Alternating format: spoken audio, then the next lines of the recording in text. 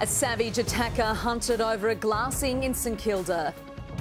Police scour the western suburbs for a gunman still on the loose. New Year's revellers warned as Melbourne gets ready to party. Also, the Aussies make short work of cleaning up Sri Lanka. And wild celebrations to mark Sydney Hobart history. Live from Melbourne, this is 7 News with Rebecca Maddern. Good evening. Police are hunting a man over a sickening glassing attack in St Kilda early yesterday that's left the victim with serious facial injuries. For more, we're now joined by Brendan Roberts. Brendan, what happened? Rebecca, what's so disturbing about this attack is the apparent lack of any provocation. This is the man who, with two women, both heavily intoxicated, can be seen talking to two men outside the La Roche bar here in Ackland Street, St Kilda, about 1:30 yesterday morning. Without warning, the man snatches a beer glass from the table and smashes it against the victim's face. His friend then chases the offender down nearby Barclay Street. Police say they are sickened by the attack. Certainly it's appalling for an attack like this to take place when people are going about their business, enjoying themselves, to be approached in the trivial sort of nature of the circumstances surrounding this, and to actually be assaulted with a glass is fairly serious. Now, the victim, a 27-year-old man from Essendon, was taken to hospital with serious facial injuries. Meanwhile, police are investigating whether the offender may have been a Scottish backpacker. They've urged anyone who recognises the man to come forward. Rebecca? Brendan Roberts, thank you. 3 men armed with machetes have stolen cash from the Clayton Post Office in a daring robbery. Traumatised staff and customers were driven from the Dunstan Road building by police to make statements. They were masked with stockings and they had 3 long machetes, so we knew that they were thieves. Armed Crime Task Force detectives are still hunting the offenders who struck around midday. No one was injured in the raid. A gunman remains at large tonight after he forced police to lock down an industrial estate in Melbourne's west. The armed burglar is believed to have been trying to steal copper from a factory before making a run for it. Emily Angwin has the story. Police weren't taking any chances. The air wing was dispatched as the critical incident response team covered a square kilometre on the ground. Workers were told to take cover. Police started coming down the road. There was police helicopters circling the yard. Somebody rang the office and told them that we should all go inside and wait it out. Officers scoured hundreds of large copper drums, but the gunman eluded them and was last seen just outside the industrial estate. We had a number of calls that a male had jumped the fence at the rear of the premises. This wasn't the first time the armed burglar had targeted Australia's largest power cable manufacturer. He was seen by staff only yesterday, allegedly stealing copper and driving the same blue ute police seized today. Came back in a little later this morning and was addressed, accosted by a couple of our staff. During that altercation, a silver-coloured firearm was produced. The gunman said to be aged in his mid-20s, wearing a black top and hat and possibly a safety vest. Police say he's not a danger to the public. However, the factory is assessing its current security arrangements.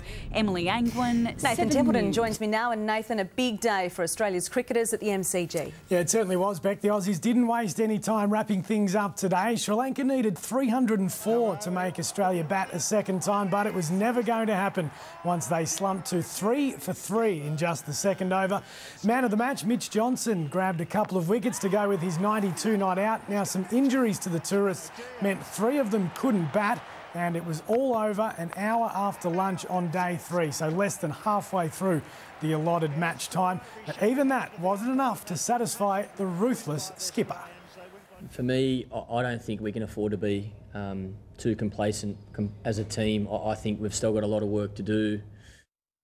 Yeah, he's a hard man to please, Beck. Another Victorian's been added to the squad for the Sydney Test, and I'll have those details later in sport. Okay, in the news ahead, how parents are putting the Royal Children's Hospital under too much pressure. The childhood home of the Bee Gees destroyed by fire. And tributes for a military legend.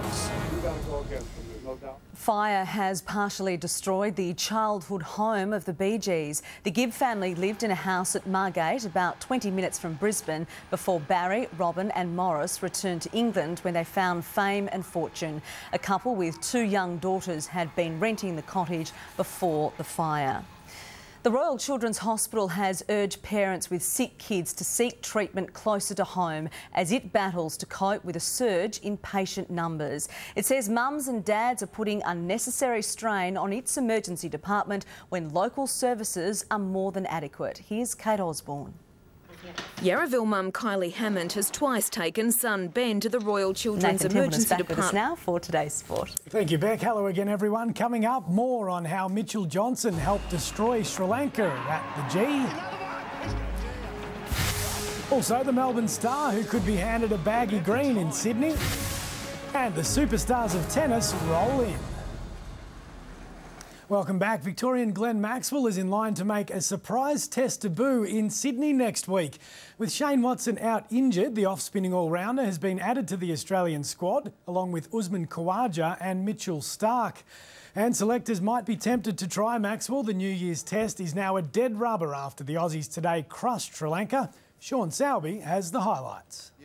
A commanding lead, but the Aussies wanted more. Zeroing in on a fantastic win, another one for Wild Oats. There'll be a few drinks to celebrate in Hobart absolutely. tonight. I'm still giggling over the fireworks of the cricket. That'll give you a bit of a shock. Well, it certainly would. Thank you very much, Nathan. The Powerball draw now, and the numbers needed for a win are 8, 7, 20, 19 and 5. The Powerball is 10. After the break, details of a nice week ahead on the weather front. Welcome back to the weather now, and there were a few showers about this morning, but it was a mostly sunny day across Melbourne. We reached a top of 21.7 degrees. Taking a look at the satellite now, a high will approach Western Victoria during Sunday, extending a ridge through Bass Strait. On Monday, the ridge will weaken as a stronger cold front moves northeastwards from the Southern Ocean. Around the country tomorrow, Perth a top of 41 degrees, Adelaide mostly sunny 29, Sydney 24, Hobart a top of 20 degrees and 34 degrees for Darwin, 30 for Brisbane. Across Victoria tomorrow, fine apart from isolated showers in the south, contracting to the coast in the afternoon, warm and sunny over the north. And for Melbourne tomorrow, it will be a cloudy morning with isolated showers, but there will be sunny breaks developing in the afternoon, a top tomorrow of 22 degrees. And it's shaping up to be a great week ahead for those on holidays. Sunday, partly cloudy, 23. New Year's Eve, cloud clearing for the fireworks with 27 degrees.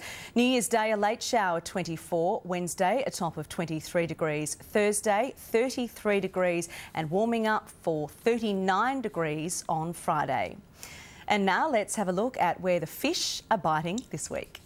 Holiday makers are enjoying good catches of squid and whiting off Rye. Over at St Leonard's, whiting to 42 centimetres have been common on the run-in tide. There's been some great catches of snapper at Mordialloc. Matt Chinney got this 9.7 kilo snapper in 16 metres of water. Jack Yu also landed a 3 kilo snapper off Carrum. In Western Port, King George whiting have been in good numbers off Tankerton.